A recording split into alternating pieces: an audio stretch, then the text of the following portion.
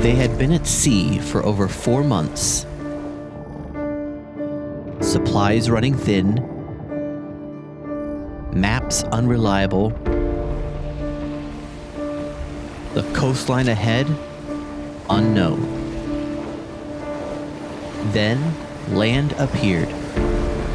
Not a harbor, not a settlement, but a wilderness with no sign of life and no guarantee they would survive stepping onto it.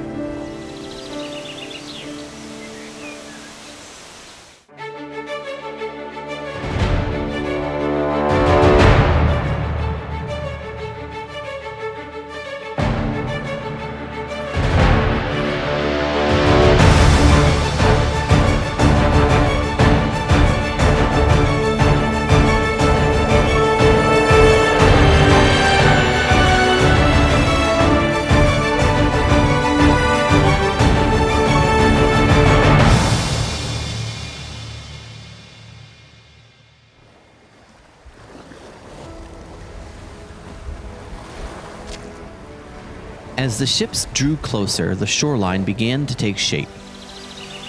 Dense forest, unbroken, silent. The expedition had been led across the Atlantic by Captain Christopher Newport, and among those on board was Reverend Robert Hunt, a clergyman selected by the Archbishop of Canterbury not simply to observe this undertaking, but to guide it. From the beginning, this was not just a journey, but a mission that these settlers were tasked with by the Virginia Charter of 1606. By morning light on April 26, 1607, they came ashore at Cape Henry near the mouth of the Chesapeake Bay. As they disembarked, they carried something that they had brought from England to honor this precise historic moment: a large wooden cross. After they had securely implanted the cross, Reverend Hunt stepped forward. There at the edge of an unknown world, he led them in a prayer.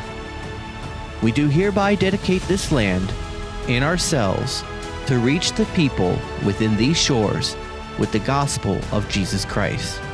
May this covenant of dedication remain to all generations as long as this earth remains, and may this land, along with England, be evangelists to the world."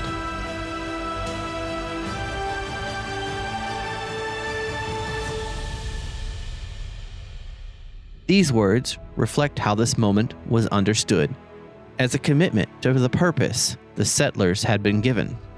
It was a declaration of covenant. They didn't claim the land for the crown, they dedicated the land for a higher ideal. This moment did not stand alone. Its meaning had already been shaped in England. Under the authority of the Virginia Charter of 1606, the expedition was charged not only with settlement, but with the spread of the Christian faith. As the charter itself declared, for the propagating of Christian religion to such people as yet live in darkness. This vision did not emerge by accident. Men like Reverend Richard Hakluyt, the primary political and spiritual advisor to King James, had long argued that England's efforts in the New World should serve both national and spiritual purpose. To the board of the Virginia Company and to the travelers themselves, this journey was not simply about expansion, but mission. It was a work they believed carried both responsibility and meaning, and in 1609 the Virginia Company reaffirmed that purpose plainly: to preach and baptize into Christian religion. So when the settlers came ashore, they did not see themselves as the beginning of an ordinary colony. They believed they were carrying out a purpose already defined before they ever reached Virginia.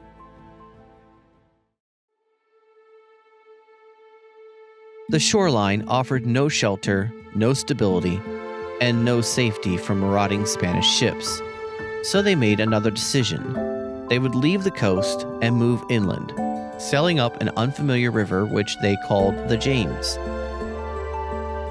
They established Jamestown, both named in tribute to the royal force behind their missions. It was a location chosen for defense, but one that would prove dangerous in other ways. The water was brackish, food was scarce, disease spread quickly.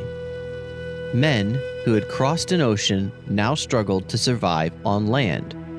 But the greatest threat was not only the land, it was within the colony itself. Leadership disputes, division, uncertainty. At a time when survival depended on unity, that unity was fragile. And in those early days, Reverend Hunt became a steadying presence, encouraging cooperation, mediating conflict, and holding together a group that might otherwise have collapsed. Even those who disagreed on nearly everything else agreed on him.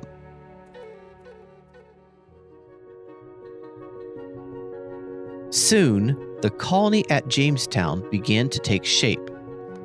As the protective walls of Jamestown went up, a Christian church arose near the center, a powerful symbol of the voyagers' purpose and mission. Pocahontas was baptized and took a Christian name, Rebecca. This young princess is remembered as the earliest Native American convert to Christianity in the English colonies. Pocahontas later married John Rolfe in the first Christian wedding in North America.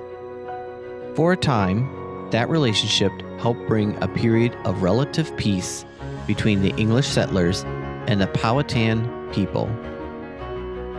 The colony did not thrive easily, but it endured long enough to become something more. In 1619, it established the Virginia House of Burgess, the first body of elected representatives in North America. They began meeting in a church and opened in prayer. This marked the beginning of self-government in the colonies. Jamestown's success gradually expanded outward, along the rivers and into the surrounding land. In time, Virginia grew into a network of settlements, with thousands of inhabitants by the middle of the 17th century. And in those communities, churches were central, and regular worship became a consistent part of community life. April 26, 1607 is an important day in the history of our nation.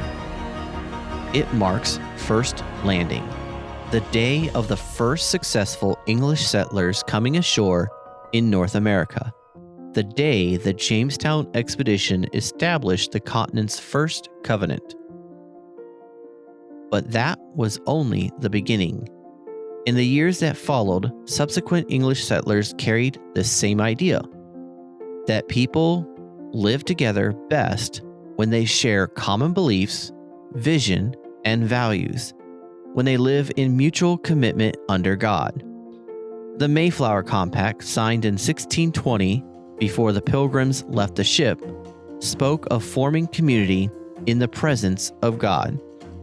And soon afterwards, in 1630, Puritan leader John Winthrop described their new community in Massachusetts Bay as a people bound together under a higher calling, as a city upon a hill. Different groups, differing circumstances, but a similar understanding that their communities were meant to be shaped by purpose, belief, and a shared commitment to something greater than themselves. At the time, these settlers did not know what this place would become, but they believed in the purpose that had brought them there. They believed their success would depend on providence and on their faithfulness to the gospel. This first successful colony became 13 British colonies that would one day become part of the unfolding story of America's 250 years. Like, follow, and subscribe to the National Character Association on YouTube, and watch our many historical videos about the causes of the American Revolution, the principles, the values behind the freedoms that we enjoy today.